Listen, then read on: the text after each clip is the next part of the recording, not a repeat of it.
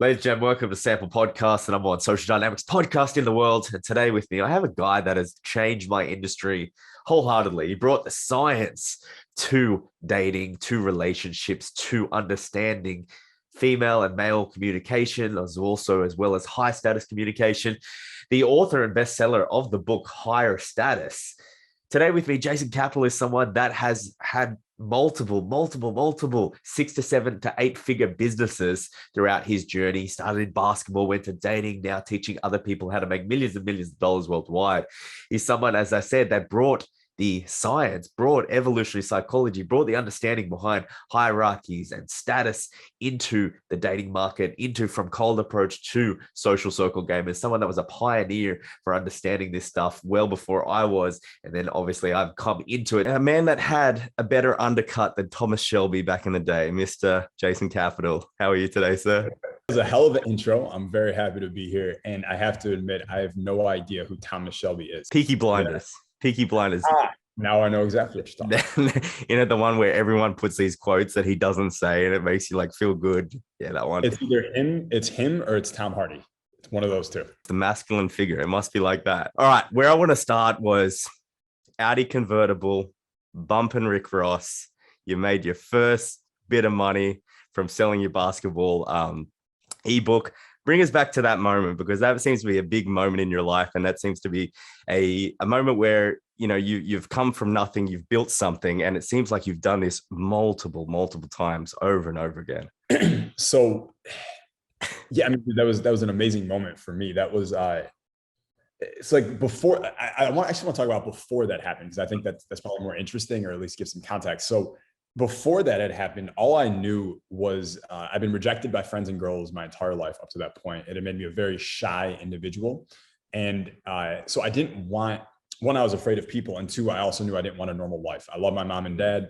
Don't want your life. Sorry. I don't like that you get up and you go to the job every day. That's not what I'm interested in. So I almost created this cocoon for myself where I'm antisocial, but I'm also like anti-school. And so the fact that I can make money on the internet from my laptop, sitting in my dorm room all alone, was such an alluring concept to me that I became obsessed with it. And as my brother says, during that time, I basically just locked myself in the room and I didn't come out until I was making money. And that's basically what happened. And when I came out, I wasn't cognizant of what I'm telling you now, but when I came out, I'm like, oh, I got the biggest dick on campus now.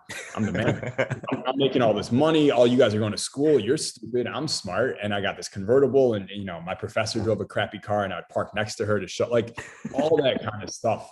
And that was, yeah, I mean, dude, as egotistical as all that stuff sounds, I still look back on those days with a little bit of joy. It was awesome. Those early memories are the ones that stick too, when you're just like, you're all giddy about it. And fuck it, I can imagine. Well, so for you, give us a bit of context. When I came up, I was part of RSD. I was part of that whole community, and you were the guys that were competing. You were the guys that I was looking up to and stuff like that when I was coming up. So that's how you have a big impact on my life, especially, coming through. I found Elliot Hulse, your connection with Elliot Hulse, with RSD, with Owen, and then with you, I was like, wow, it had such a big impact.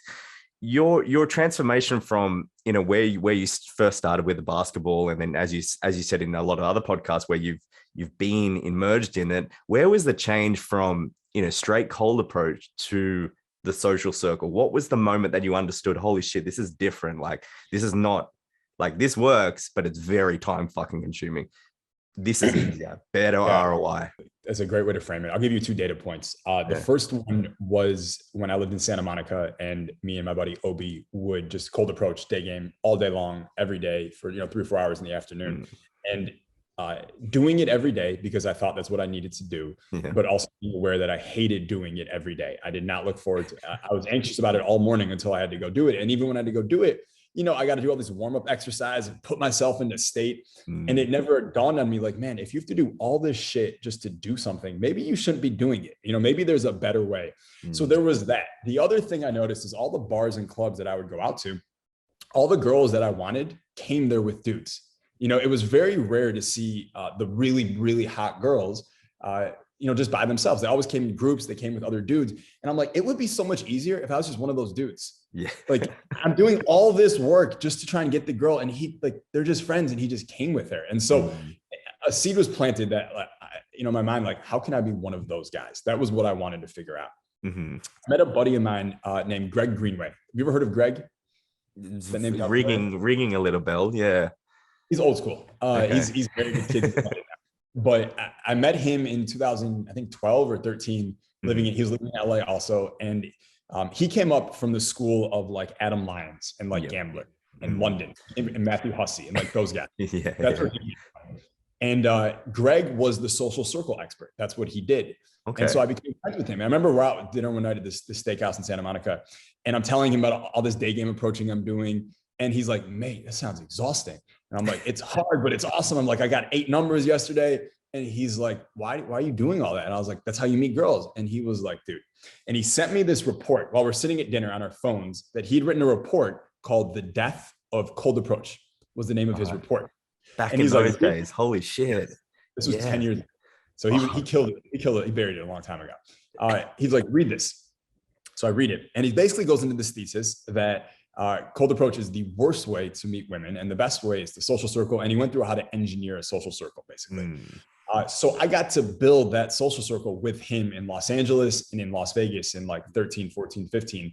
And getting to do it with him, I learned very quickly all the tricks he had. Like, we had a system in Las Vegas that was like ridiculously effective. But it shifted from me being this pinball bouncing from girl to girl, trying to get girls, to me sitting at the table and girls were just brought to me. Like you go from being a court jester to a king. It's a lot better to be a king. It was back in those days, you were talking about funnels and trying to work it out and work out a system.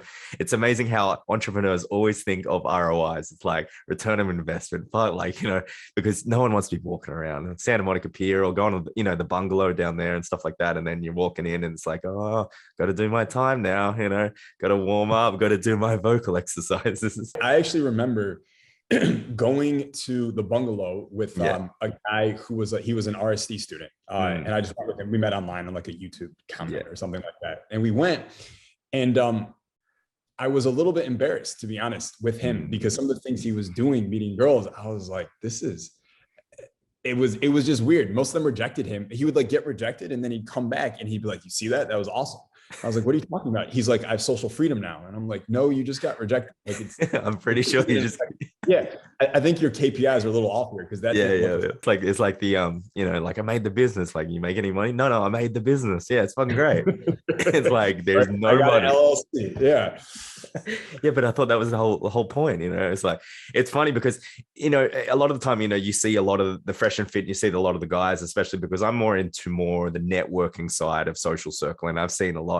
It took me about a good 28 minutes to scroll down to the bottom of your Instagram page, by the way. It took ages, but it was very interesting that even back in those days, you connected with someone that is a huge star called Oliver Henders. I don't know if you are boys. It said on that you were boys. Yeah.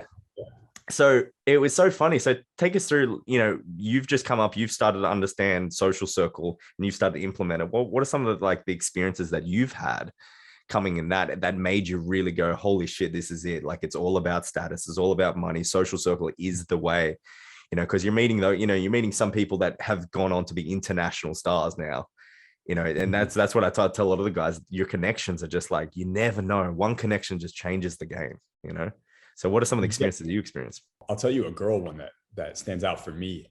So when I was 24, I started making like good money. I became a millionaire for the first time that year. And, one of the first things I did, I was like, I'm going to buy bottles because I've never done that. And I see these guys buying bottles and it looks fun. I don't know. Let's see what that's like. And I go out and I don't know, I spend a few grand and it was fun. It wasn't that life-changing. And I was like, this would get really expensive really quickly. I don't know that I want to do this. And Greg and I were talking about it. And we were like, he was like, you can just hack that. Like, you can have tables and girls without spending any money. I'm like, how do you do that? And he was like, promoters. And I was like, oh, how does that work? And so what we did is we befriended a couple promoters on the LA club scene. And we knew a couple promoters in Las Vegas. And we basically said to the Vegas promoters, hey, if we bring X amount of girls from LA to Vegas with us, what can you do for us over the weekend? Smart. And very smart. Yeah. Free hotel rooms, we got free dinners, and we got free tables for all the girls. And this was like a 3-day thing. So we ended up going to Vegas with like 20 girls. We brought him to the club in Vegas. Everything was free. And when you show up to a club surrounded by girls, that only begets more girls. Yeah. And it was like such an epic weekend. And I was like, I didn't spend any money. This was so much better. And that was like I was like, I'm never going back. I will never go back to what I was doing before.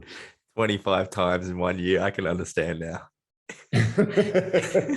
Yes. Yeah, you get it. I could definitely understand. And that's where our paths cross, because I started to do, as well as you in 2015, started to do the live tours, and I was doing it for RSD. And that's where I was just like, oh, that's where that, they'll be like, oh, I think Bingo was in there. I was like, oh, Jason Capital. I remember him. Yeah.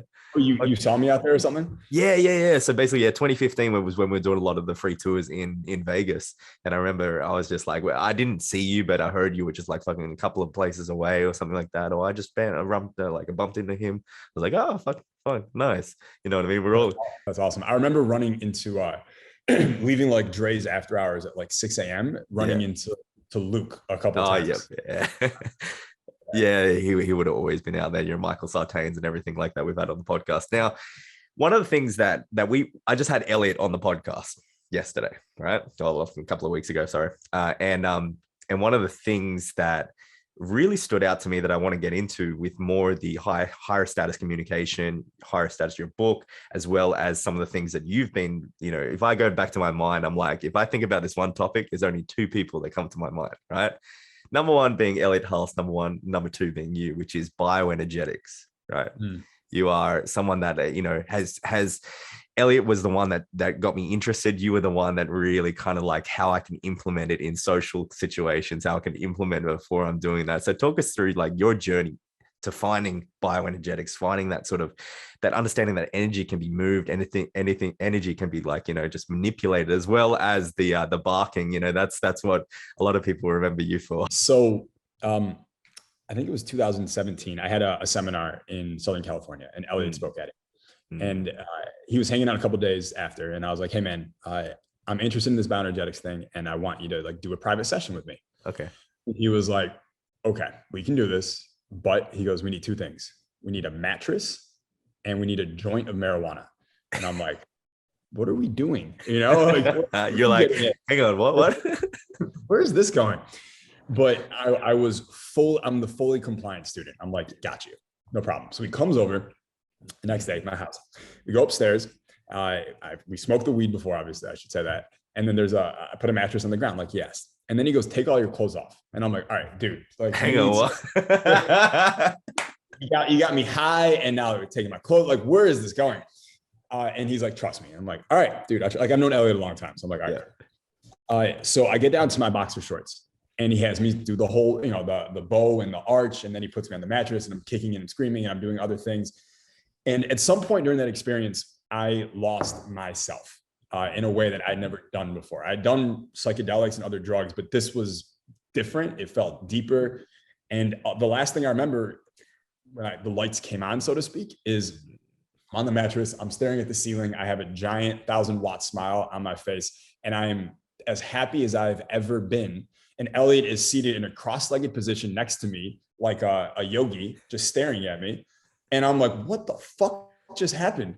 And he was, he said whatever he said, take your time, whatever. And he left me in there for a while. And I kind of, after 20 minutes later, I went back downstairs. And I told him, I was like, dude, I don't know what you just did, but you just like set me off on a new path. Like I'm going to explore this now. Yeah. And so I ended up hiring a bioenergetics coach who worked me through a bunch of stuff. And it just became a part of my life. And it's freaking awesome, man. And I recommend it to everybody. It's amazing. I'm trying to build the resurgence behind it because it's a thing that no one knows about. I talk about no one, like, well, what is that shit? What is that?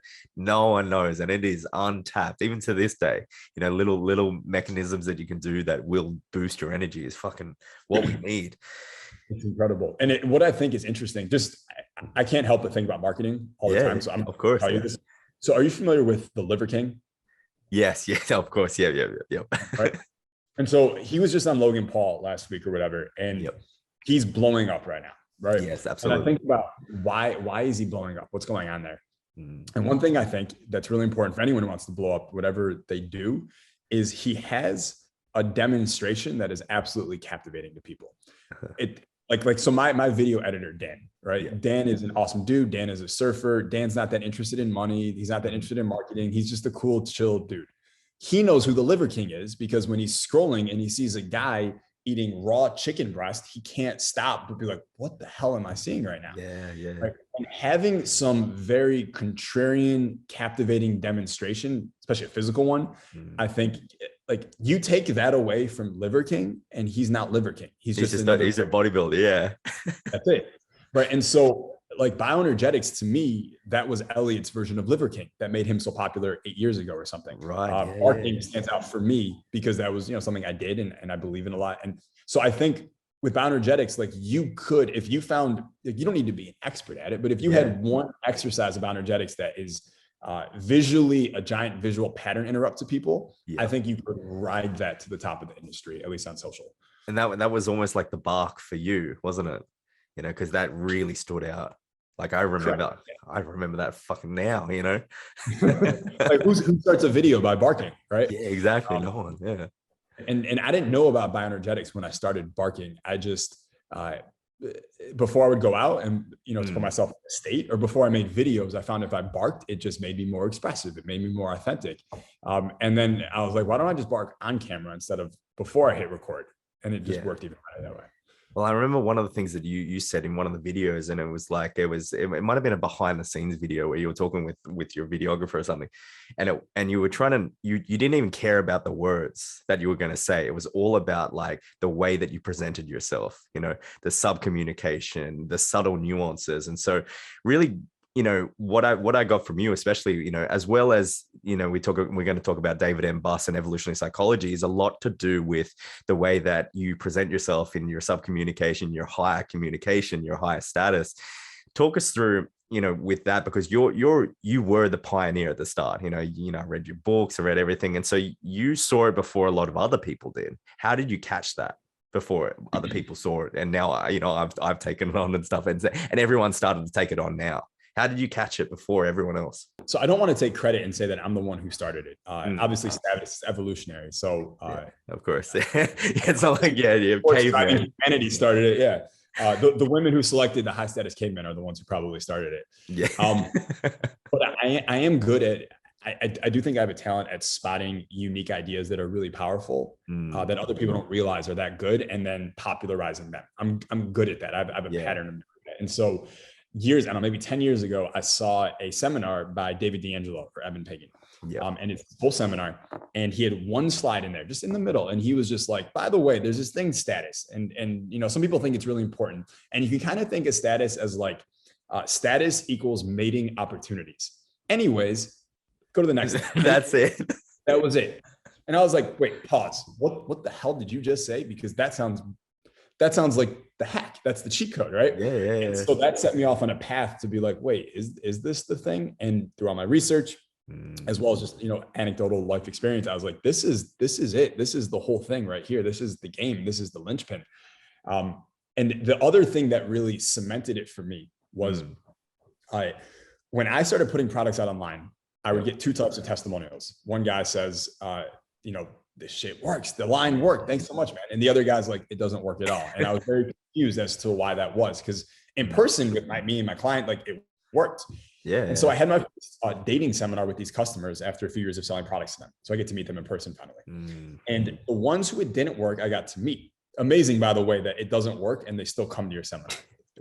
Interesting. Good marketing. That's why. Yeah. But they're like, all right, I need to go in person. Then it'll work. Right. All right. But then I meet them. And their voice is up here, and their body language is like this, and they're dressed like and they got dirt in their fingernails. The neck beard, the fucking like everything. Yeah, I get you. They'd all of it, and I'm like, well, of course it doesn't work. Like, can you hear yourself? Do you see yourself? And so that's when it solidified to me that it's not what you say, it's who is saying it. And if that who is a higher status individual, they can get away with saying almost anything, and it works because girls don't really remember that much what guys say. Like guys don't remember that much what girls say. No one's that smart. No one's remembering shit, right? It's how you made them feel. But like who is saying it is the key driver of how you're making them feel. So that's really to who it is. What are the things that you've seen have really been the big impact, like the big hacks in terms of status? And I'm saying hacks because it really does trigger, and it is a lifelong journey of increasing your value as a man, like every single asset. But it seems to be like today's day and age, and it is today's day and age, that after Rona and everything, you have to be a full package, man. If you're not, you ain't got nothing. And I remember you have a classic analogy, the triangle analogy, which is the 1% of guys, the 100% of girls, and then below that is the 90. I'll put a little description of exactly what you mean by that. And so what are some of the things that the guys can do, and even the girls too, that want to improve, but the guys mainly, what are the things that you see like, okay, well, improve that. I have something on my board that I've created called the 7 pillars of status, right? And everything almost has like counterweight. Like if you increase your money, your looks will come up. Just because you've got money, you think you can ball and you can buy new stuff, or you can get like the facial, but then like your fitness goes down because now you got more money, so you have to kind of like adjust it. So what are some of the things that you've worked out, like the not the counterweights, but like, okay, improve that and you'll be okay, you'll be better off than a lot of the people, like the 1 or 2 things that you see? There's a few things to me that make up the higher status package, so to speak. I think vocal tonality is a huge hack. I think because there's all these weird little intricacies. For instance, if you can speak in such a way that people just keep paying attention to you, they'll backwards rationalize it as your higher status. Otherwise, why would yeah. how do you hold people's attention? Well, yeah, being a good storyteller, but just having a lot of vocal dexterity and changing your tonalities a lot and things like that are going to hold people's attention. So being able to speak in that way is super powerful and super high status. Being able to hold eye contact with someone and look them in the eyes, not in a weird, creepy way, but just in a normal, relaxed way, is really powerful. Body language, there's adult body language, and then there's teenager body language. Yes. Teenager is, I spread my legs as wide open as I possibly can, and I'm taking up as much space as I can, and I'm overcompensating. But high status body language, it's open, it's grounded, and that'll be a hack. So it's like those 3 are the big subcommunications to me. And then the other one that I've been thinking about a lot lately, that it's hard to explain. I'm gonna try and do my best. This is my first time trying to explain it. Oh, I love it. We know that being non-reactive is really attractive. I mean, we know it's a really attractive trait in general. But if you go deeper and you go, well, why do people react in the first place? It's because they're triggered. Yep. Right. They're triggered in some way emotionally. And so if we can remove the triggering, then people just stop reacting. And instead they start responding. And if you're a guy who's responding instead of reacting, and the distinction I make is when someone says something, if you immediately feel emotion and you have to you're like, oh, I don't like this feeling, or I'm about to say something or whatever, then you are reacting.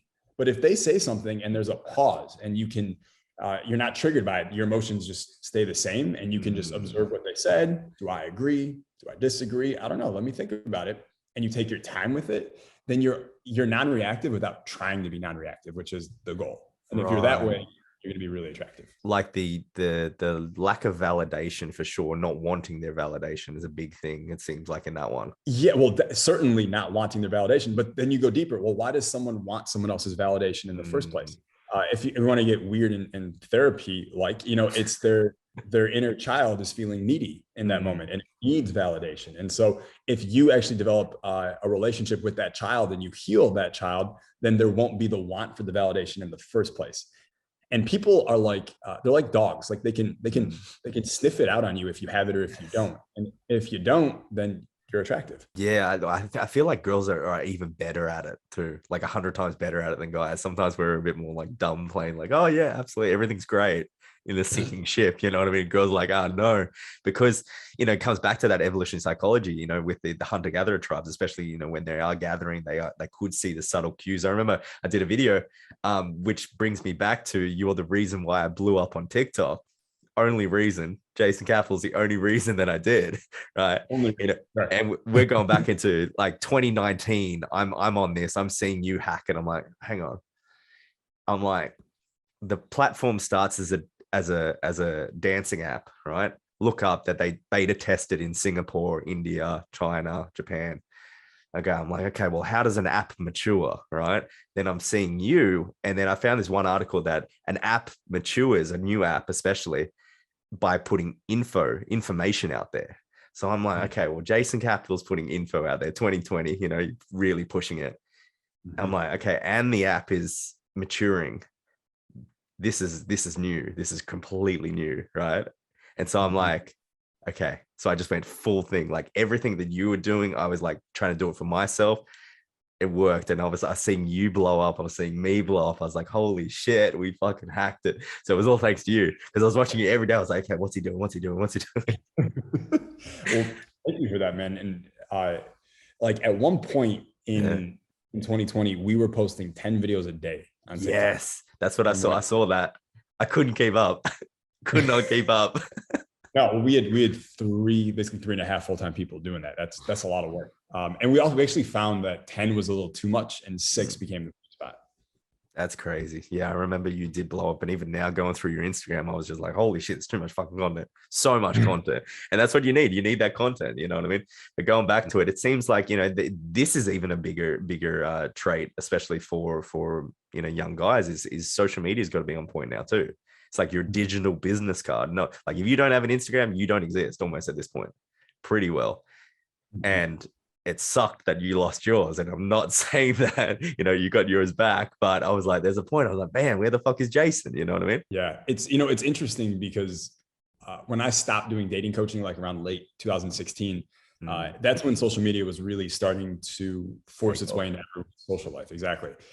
So I never really, when I was like out there single and dating, I had to like deal with that. But now it's extremely obvious. Like everything you're saying I think is totally valid. But I think for the thoughtful guy, for the strategic guy, it gives him a huge advantage. Because like in internet marketing, we talk a lot about the pre-frame, like how do you prime someone before they land on your page, right? Because you can prime them in such a way that they go in with an expectation and confirmation bias. If they expect to see something, that they will see something. And so you can engineer your social media and your Instagram to pre-frame yourself in such a way that when she meets you in person, she just is looking to confirm what she already decided on the internet. So like it's an advantage in a way that guys just didn't have before. So I think if any guy out there is like mad about it and he's like, oh, I don't like this social, like, dude, shut the fuck up and get in the game. It's so crazy that you brought marketing into like the real strategic marketing, and that the whole thing was marketing in the first place. That's all it fucking was in the whole dating pool, in the whole social circle, making friends with high status date marketing. That's it. The whole thing is marketing. It's all it's ever been. It's just, there's people who know that and there's people who don't know that. And the people who don't know that are going to fail to the people who do. I remember Marilyn, that they have some Marilyn Monroe, she was inside her. I remember this because my nan used to do this. It was so hilarious. I loved it. We're walking in her and she'd be in front of her chest of drawers with the mirror and stuff, like, back in the vanity, like they used to say back in the day. And she would be perfecting the way she would be like looking and like, for pictures and for stuff like that. But it really makes sense that like, if you can craft an image around yourself with marketing, with business, especially, you're someone that's had multiple, and you've made multiple millionaires. So it's something that is not just a fluke. It is something that's crafted, something that's really, orchestrated. So what are some of the tips that, especially for the guys, I'm telling you got to be an entrepreneur, you got to have a business, you literally got to do something.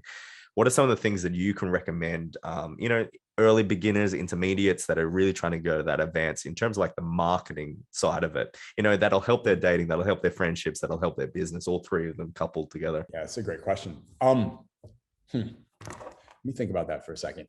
I think understanding what makes someone or a brand higher status would be an incredibly important thing, because then you understand how to set up your Instagram, how to set up your TikTok, how to set up your social media in a way that presents yourself as a higher status guy.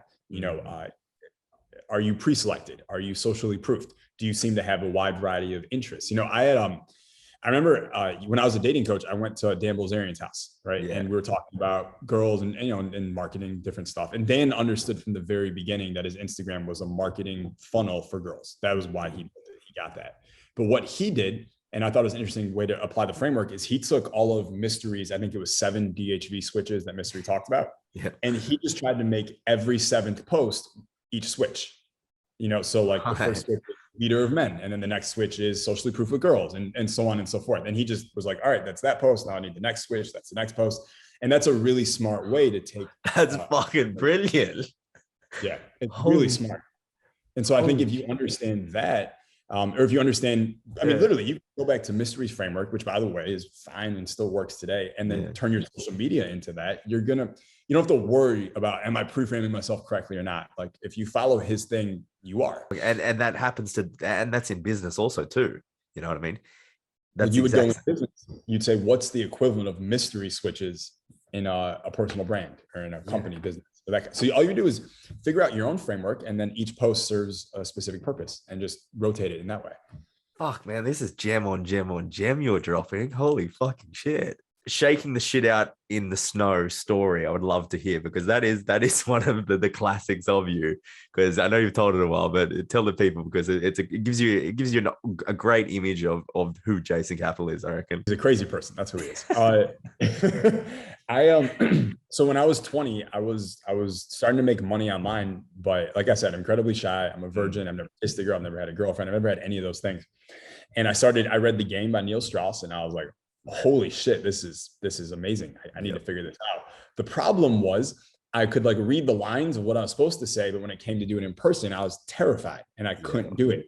And so I don't know where I got the thought from, but I'm like, well, if I could do something way scarier in front of people than, ask a girl for her opinion on something, asking her for opinion or making fun of her or having a little fun with her is going to be fucking easy. And so what I would do is, on the way to class, as I'm walking with my backpack, and I'm in Michigan State, so it's snowing and stuff, all the kids are walking to class too, and they're getting on buses and shit. And I'm like, and I just act for 3 seconds, I just shake the shit out like a crazy person, thinking, I'm going to have the campus police called on me or something. But I would do this, and no one would react. No one gave a shit. No one responded. Barely anyone noticed. But I felt different after. I felt like a little buzz. I felt like, after like 3 shots of vodka or something like that. And for 20 minutes after that, I had like a hit of a high, and I could talk to people, and I could be social with them, and I could be free, and I felt great. And then of course it would go down after 20 minutes, and I would do it again. And then it'd go down 20 minutes. And eventually what it did is it became like a muscle. And I found if I did it constantly every 20 minutes or so for like, I don't know, a few months or something, it became habituated. And then pretty soon I was like a different person. I wasn't different in that I was fake. It was that who I was before was fake, and who I was now was the real one. It just had the guards were gone. Yes, and that's so key, because everyone thinks they are real, and it's like, wait till you do that shit, and then you feel how you feel at the end of it. You're like, who is this? Oh wait, this is actually who I am. Yeah, you're like, then, you're touching yourself. You're like, oh, real me. Fuck it. Everything feels better. I just noticed I still got one of the fucking nightclub bedroom stamps on my fucking arm. I feel like, oh fuck, I better hide that. Nice. Last night. Yeah, well, we did go out. We actually, there was a big function. If you know anything about Andrew Tate, he has a war room, and there was a bunch of Sydney blokes there, and I'm not part of it. I just saw him. I was like, yeah, I'll get him in. It's so funny when I've got the connections. I'm like, yeah, get him that, get him that. And I'm just arguing with the promoters. I'm like, I have no fucking wristbands, and they just bought the booth. What the fuck are you doing? They can't even get alcohol because they don't. I'm like, oh, anyways, it's so funny because at the level that you've been doing this years and years and years, and you're at such a point where you've even created new stars. So shout out to my boy, fucking Rene Lacard.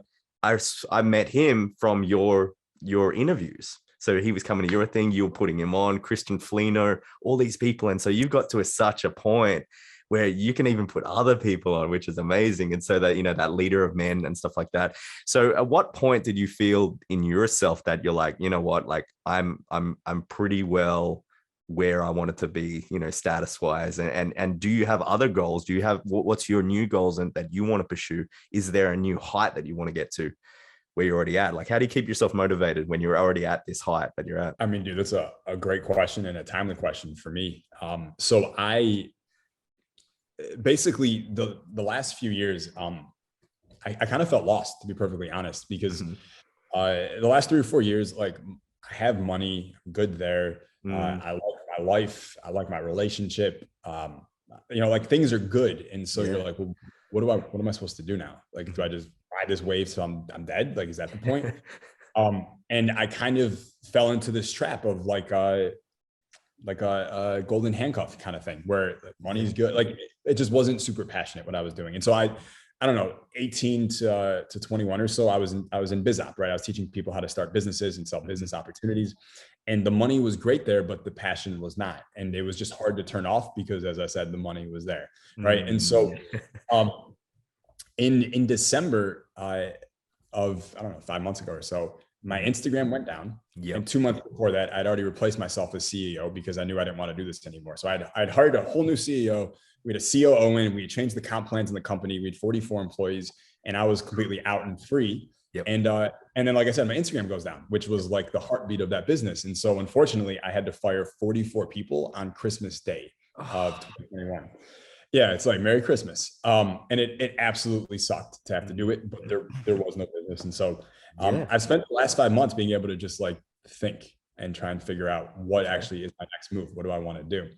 And so there's a couple of things that I'm playing. I started a supplement company a couple months ago that's actually doing really well already, which has been great.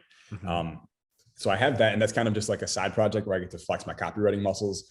And I'm starting a consulting venture right now, which it's the first time I'm telling anyone about this, but we're in hiring right now. It's going to be called AdScore, and it's going to be kind of like an advertising assessment tool for marketers and advertisers to figure out where they're strong and where they're weak, and just help them understand their strengths, weaknesses, and help them improve quickly. We're going to be marketing more towards organizations and individuals with that business.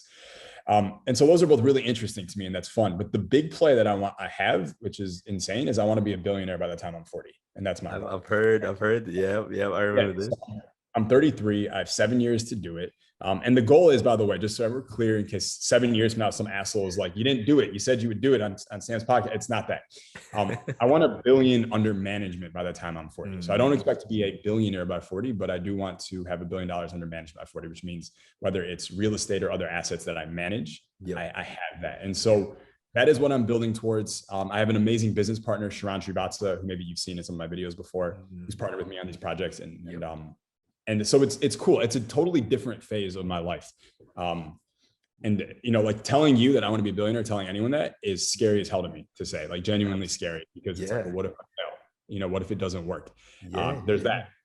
The other thing is like you mentioned at the start of this, I haven't been sleeping that well because I quit weed. I've smoked weed every day since I was 22 years old. That's 11 years I've done this. And 4 days ago I quit. Why? Because it doesn't align with my goals. Like I couldn't see a way where I could achieve this goal and keep smoking weed. It's just not possible. And so a lot of things in my life are changing right now, and it's exciting, man. That's amazing, especially the weed part, because I know especially because to preface the people, it wasn't that you were getting high, it was you were using it for sleep, you know what I mean, to sleep, to get that deep sleep. I did it every night. And I think honestly that's what's made quitting a little bit easier, is that I wasn't like a recreational, like let's get fucked all day every day. It was, so that's made it easier, but you got to pick your sacrifice, basically. Yeah, it seems like even at the heights that you are, it's still like the challenges are still there. The small little things to get better, the 1%, 2%. Now, how has this new goal been influenced? How much has Dan Pena influenced that goal for you? Having that mentor, having that someone that you can always look up to, that you can like confide in, that is of even higher status. We're going to say higher status than us. The man's fucking a god pretty much at this point. You know what I mean? So how much has his influence been in this new goal, this new Jason, the new evolution of yourself? To be perfectly honest, not at all. Which is okay, funny. Cool. Yeah, I listen. I love Dan Pena. I think he's incredibly entertaining. He's a savage business person, inspires millions of people. But what he does is not what I do. He teaches M&A, roll-ups, acquisitions, things like that. And that's not really the direction that I'm going. To be perfectly honest, man, all of these goals and these changes I'm having, they've come from work that I've done over the last 8 months with a guy named Brent Charlton. Who is an unbelievable coach and therapist.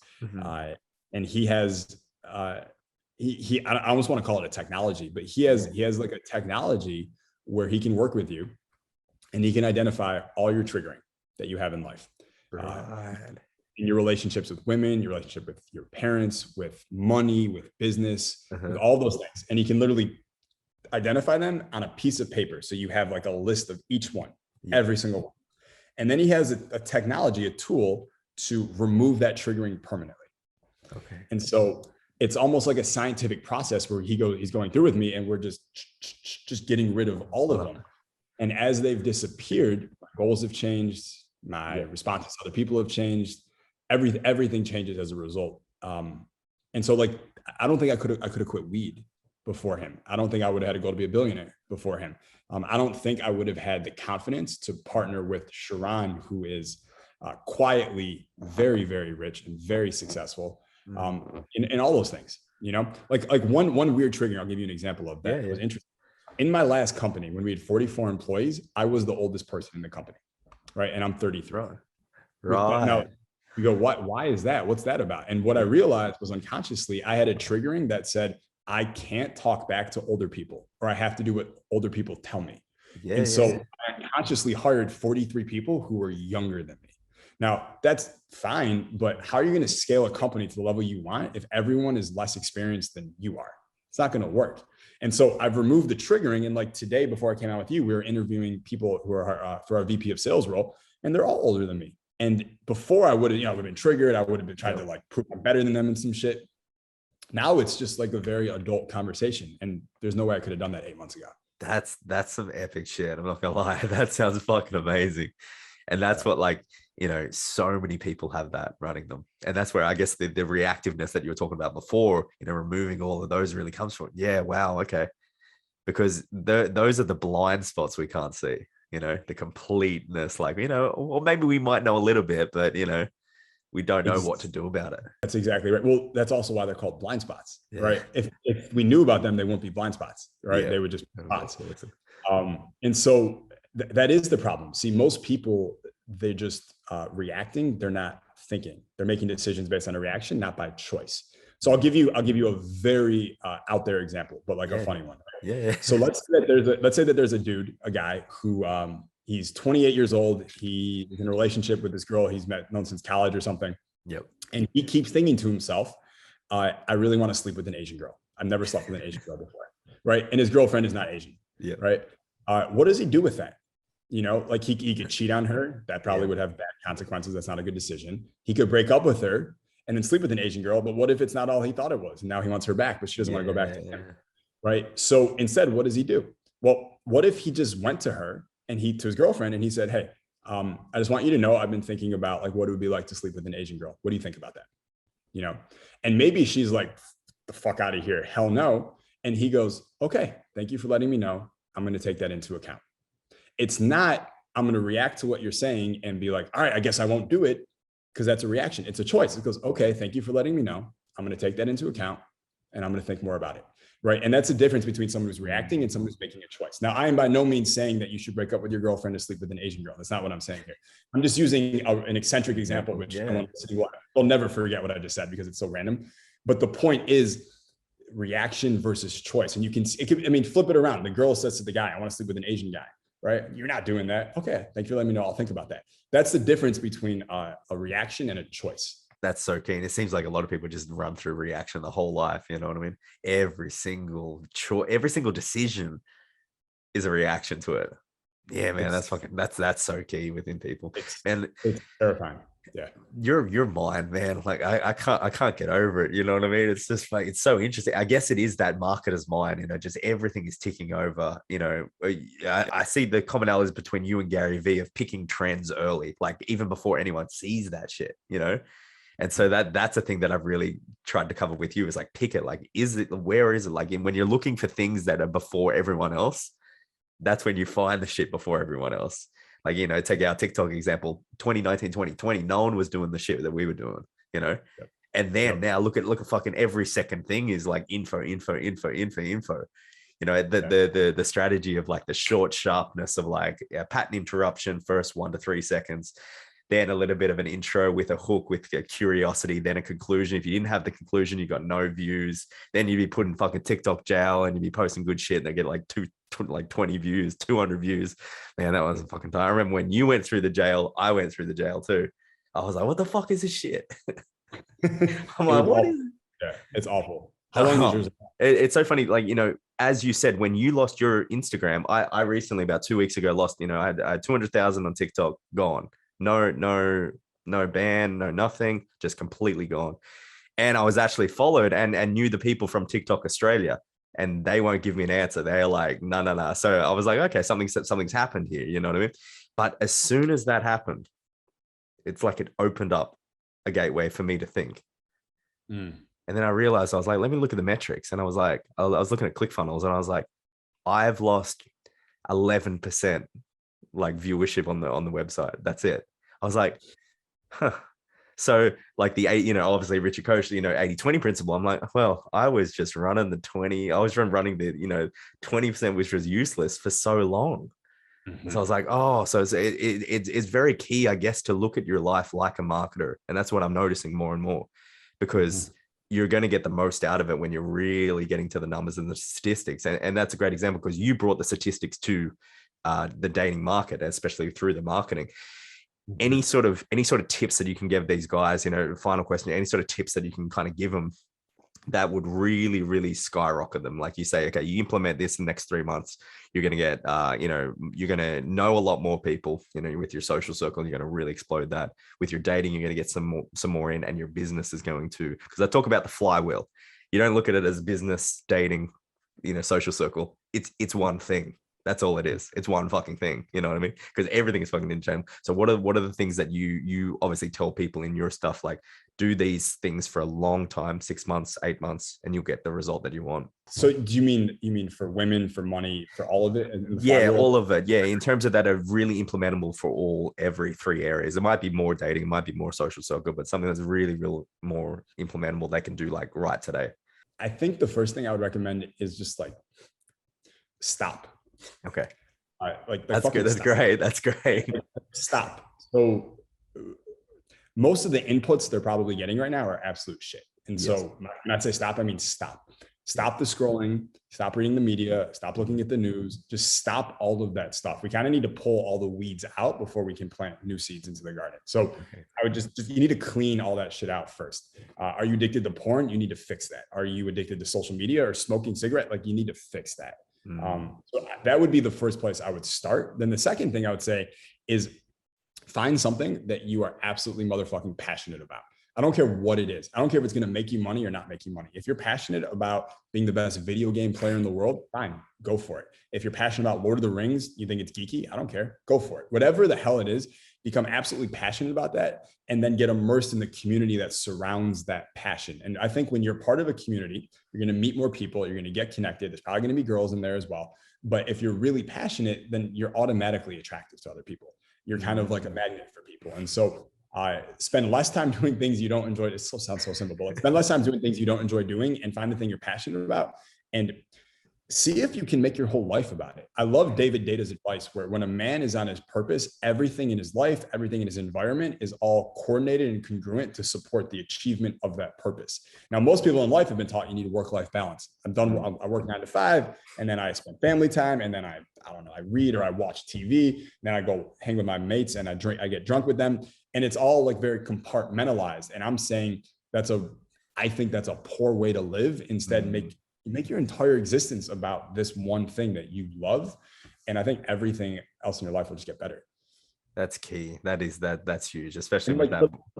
But give yourself permission to do that, because your parents are going to think you're out of your mind. Your friends are going to think you're crazy and unhinged.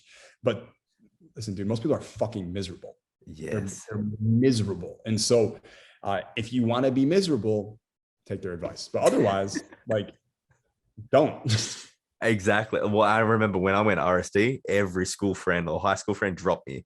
And it was the best thing that ever fucking happened. It was so fucking freeing, and it was great. I could do what I want.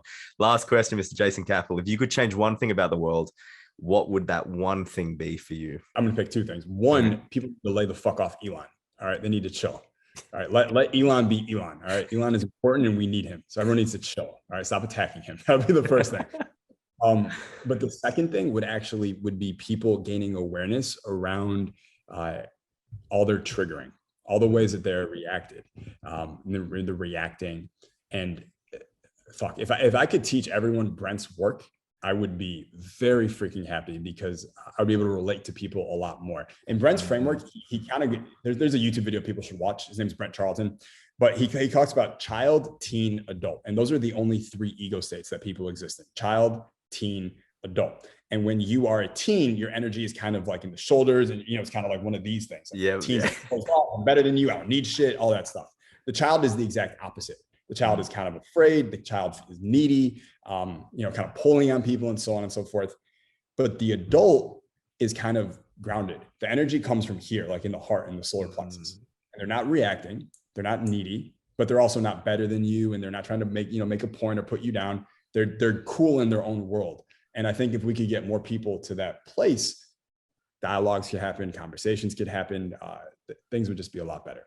And I say this knowing it's probably impossible, but maybe if 1% of people watching this go work on this shit and move into an adult place more of the time, because in Brett's estimation, he's like, dude, 99% of the world is in a teen place or a child place all the time. Wow. Yeah. Well, okay. I can, yeah, best believe that for sure. When you start seeing the world through that lens, you're like, what the fuck is going on? And it's only gotten worse with social media and with the pandemic and all this other shit. And so if somehow that could happen, that would be great. It's not going to happen, but just a little bit more would be great. A little bit more would be helpful, but I think it's even more helpful if you pair that idea with the acceptance that it's never going to happen. And I think the best thing that people can do is take care of themselves, make themselves more valuable, follow their own path. Like I said, like figure out thing you love and just do that. And, let the world do what the world's going to do, but you need to do you. Man, you just dropped a lot of gems on these people. They're going to actually take action on everything you said. If they take action, their life's fucking a lot better. A lot better. Man, if anyone wants to know, at Jason Capital is your handles on everything. I don't even need for you to say it because fuck, man, it's going to be there. Everyone should know it. YouTube is a thing where you're promoting a lot more on YouTube. I see a lot more videos, which is amazing. Good to see you back. I know a lot of the old, OG YouTube, like Brandon Carter, good friend of mine. And I'm like, Brandon, man, you had 800,000. Then you stop fucking posting. What's going on, man? He's like, yeah, man. You asked that. Yeah, now he's coming back and shit, which is good. And Ellie and stuff. So, you're a part of the OG community. So, it's amazing what you've done over the last couple of years and stuff. Yeah, man. Well, I kind of see, you were talking before about spotting trends before people do. And I kind of see a lot of what I would call the old crew starting to come back, and everyone seems re-energized. Before like the last 4 or 5 years, all my friends who were big, let's say in 14, 15, 16 on social, they were kind of like bored of it and they just like chilled out, or they, I got good money. And now I don't know what the fuck is going on, but something is switched and like they're back. Like Elliot is texting me. He's like, let's talk about marketing. I want to do this. I'm like, where the fuck have you been for 5 years? I'm glad you're back. But where have you been? And I'm starting to see that. So I'm excited, man. I think the guys can just look at the last podcast. You can see how invigorated he is. Fucking, he just goes on and he's going off. And I'm like, I'll let you go, bro. Just fucking, he's rant after rant after rant. I'm like, yeah, the old school Elliot. I fucking love it. But thank you, Jason. I appreciate it, my friend. And is there anything that you want to promote exactly? Your supplement brand that could be like, pretty good for there and stuff like that. I know the other one was a more B2C kind of thing. Your ad score. Yeah, no, it's cool. The supplement thing, I kind of stay behind the scenes on, and I'm happy to do that. I'll cut it out. Well, it's fine. To be perfectly honest, in the supplement world, man, we can keep this in. And this goes like, do you know anyone who makes money on Shopify? Of course. Yeah. Do you ever notice that, like, they hide their products and they don't want anyone to know what they're selling? Yeah. It's the same thing in supplements. People rip you. It's already hard enough. So I'm just like, I kind of stay behind the scenes there. Yeah. Just follow me, Instagram. That's it. At Jason. Well, thank you very much, my friend. Appreciate your time.